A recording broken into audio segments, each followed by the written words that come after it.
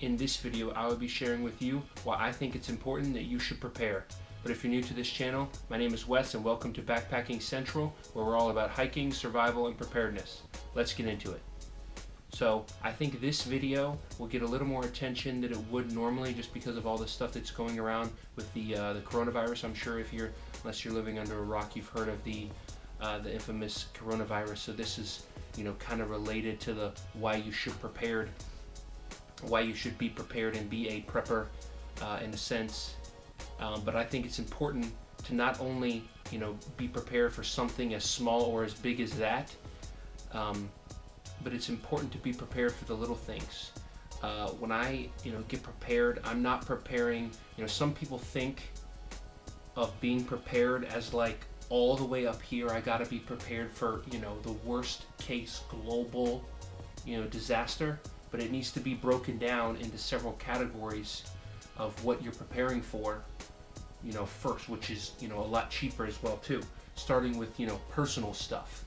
Like if you haven't seen my video about my car preparedness kit, something as simple as keeping some extra water or extra food bars in your car, extra clothes, extra gloves, another jacket because maybe you forgot it, or all of a sudden it's raining and you don't have an umbrella. Something as simple as that. And you'll find yourself too, which is what I found, is that something you put in there that you may not think you need, and then you end up needing it. And then you were prepared enough to have that kit in your car or, in your closet or wherever it is. It doesn't necessarily have to be in your car.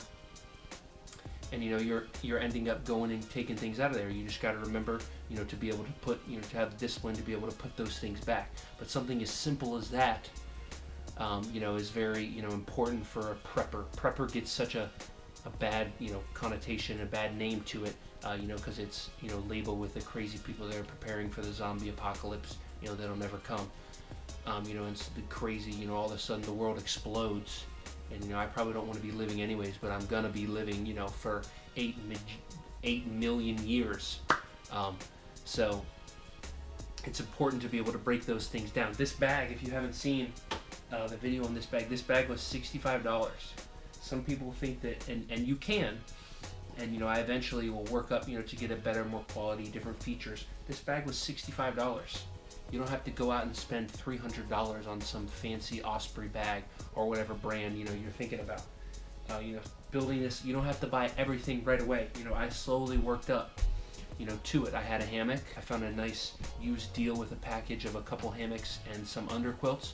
Use that. Now I got a deal on the tent, as you saw in my, or if you haven't, go check it out in my last video about my new gear that I got. I got a nice deal on, I think I would assume it's older gear from REI, or, they're updating the gear now. So it's the last year's or whatever gear. So I got a good deal on the bundle there, so that's working up to it, on the different kinds of gear you want to test out, and the different situations you're preparing for. And all of this is related to camping. It does relate and can relate to bugging out and having a, a bag that you can throw in your car and, get out of Dodge with. But it's all related to camping, which I'm doing anyways, and it kind of doubles as something else. Where my survival kits, my little $50 survival kits, which is pretty popular on the channel, I keep that in my car, and that's $50. Just spare $50, and that's something, to get you started for your car, and you don't even have to, some of the stuff, you don't even have to buy. You probably already have around the house, like a pair of gloves or a jacket. I'm sure you have a jacket. Just throw one you don't use it often, or one you don't like as often, or the one you don't like as much in your car, to be able to use that. So I think it's important to be able to, gauge, where you're spending your money, and slowly accumulate stuff, and not just think and go crazy like, oh my God, I have to spend thousands and tens of thousands of dollars to be able to prepare for the worst case scenario. This coronavirus, for some people, I would imagine, is kind of making some people think a little bit different. Something like this can happen in today's world, with oh hey, I might want to be wearing a face mask. Do I have any of those? No. Oh, the CVS, the Walmart, the XYZ store is all sold out of them. If I would have been prepared and had some, something simple as a mask, then I, would feel safe, whether it, protects you or not. It's something You would have, maybe some extra water bottles in case the store gets ransacked, from everyone going crazy if this thing escalates or continues to escalate. So that's important, to be able to have that stuff. Something is going to buy, as simple as going to buy an extra case of water when you go out to the grocery store or whatever, or some more food, to be on the preparedness mindset. I think it's important to realize a lot of these people you think of when you think of prepper are prepping, for a national or for a global event, and some of the and they don't have some of the simplest things. Like they have all this fancy equipment. They bought some land. They got a big RV. They got some whatever it is, but they don't have water for 3 days, or they don't have food for a week. Being able to build up, from the bottom, rather than starting up here.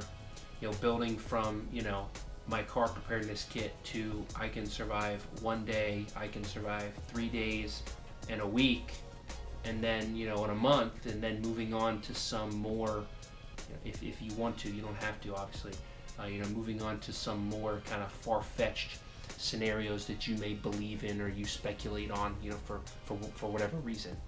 Another thing to consider that is probably more important than any of this stuff I've been talking about is physical fitness. Physical fitness and being able to lift stuff, move stuff out of the way, carry people, pick people up, push things out of the way, run away from stuff, whatever that is more important than having all the necessary gear to be able to do that. Because I've been watching this Doomsday Prepper show. I'm sure some of you, if you watch the channel, have seen this show or at least heard about it, and some of these people have months and months of water and food, and they weigh 400 pounds. It's like if someone comes running at, there's no way you're getting away.